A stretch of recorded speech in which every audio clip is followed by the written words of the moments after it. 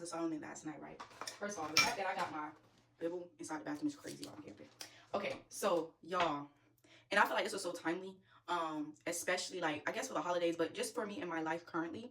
I've been talking to my friend a lot lately, and we just been talking about love and like, you know, dating as a Christian and just dating in general and like giving grace where we can and what it looks like to compromise and, you know, that fine line between compromising and just grace and the whole thing. You feel me? And I was in my secret place talking to God yesterday, just praying to God. And I don't know what it was, but I was like, God, I don't want to stop being a lover girl. Like you know, I want to be able to express how I feel about a person and then not feel like I'm doing too much. You feel me? Like if it's the right person, then that right person would receive it and we would go from there. You feel me? If I'm able to be open, transparent, and lovey-dovey, like I just don't like the idea of having to play hard to get. You feel me? And y'all, I can't walk and chew gum sometimes. I really can't. But yeah, so I was just like, no, God, like I'm not about to, you know, be a different person and make my life a lot harder and then have to play hard to get. And then when I finally get him, then all of a sudden, no, because I'm gonna feel like I'm gonna always have to low-key kind of always play hard to get. And that's exhausting, you feel me? And I was like, oh, lover girls, you know, we always finish last and the mean girls are always married. And unfortunately, that is true, right? But why that is true, mind boggled, right? And I'm not changing who I am because that's who Christ called me to be. So the right person, the right man that's following Christ will operate the same way I'm operating, and I'm gonna prove it to y'all.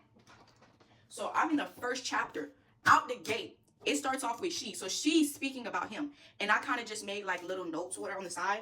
And she's basically talking about like, let him kiss me with the kisses of his mouth. And, you know, his scent is like overwhelming. And then she talks about like, don't look at the color of my skin because it's dark. Because back then, Jewish people, like she was actually working the fields, her brother's fields, and she couldn't even work her fields. I basically said they treated her like a slave. So she was darker than the norm. You feel me? And I guess she felt insecure about that. And he was like, bump all that. I don't even care about that. You're beautiful.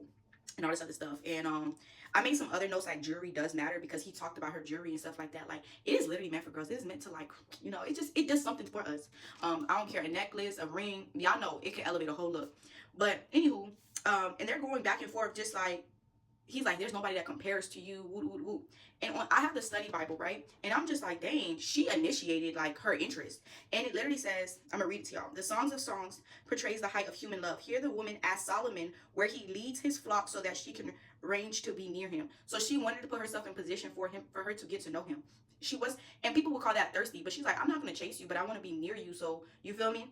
And she was like, her heart is captivated by innocent desire for this man. She does not waste time with emotional innuendo, merely hinting at her affections. She is unashamed and unafraid, freely expressing her interest in the king. Between a husband and a wife, fear of rejection often veils actual affection. This exists because sin has corrupted human relationships.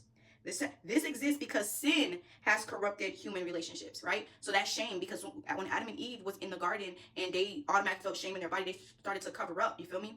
And whether that be insecurities, whether that be anything, sin itself has tainted the idea of what love is supposed to be like.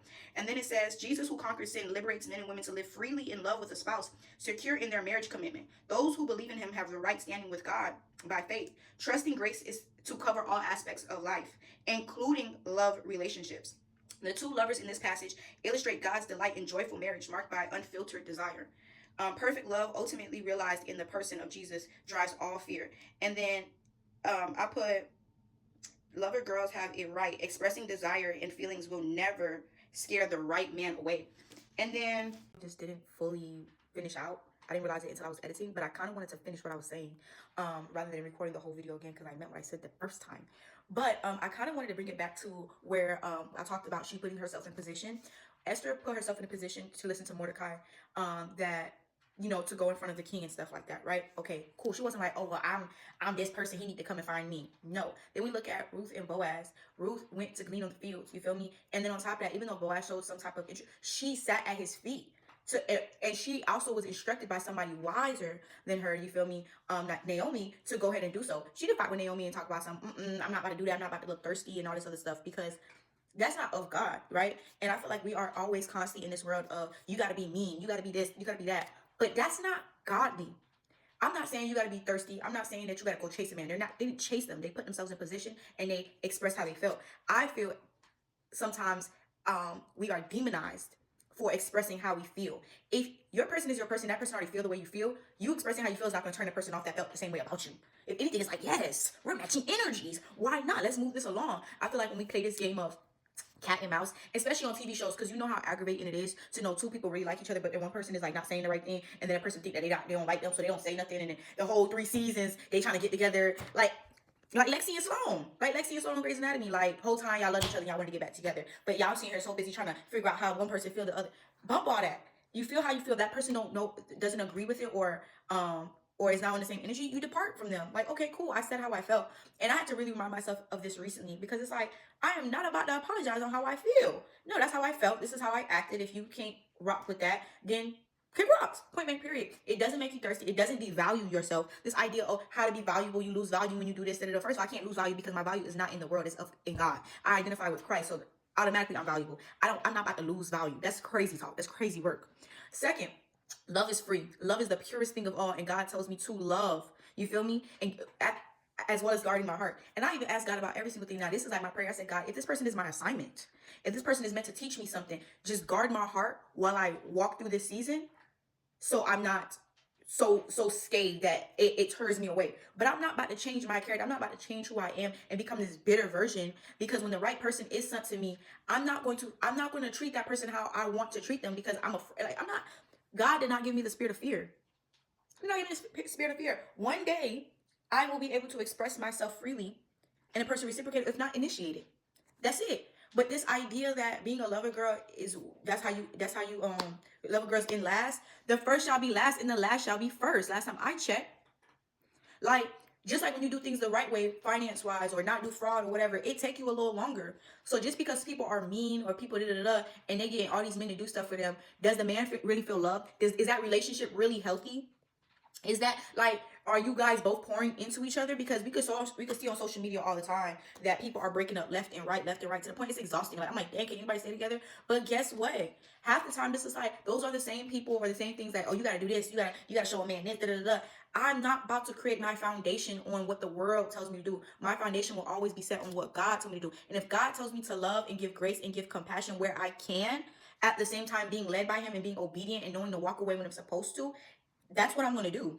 And I'm not about to sit here and feel bad about it, because the world tells me you got to be this hard girl and you got to. No, I like being soft. I like being sweet. I like being bubbly. I like being in my feelings. I like that.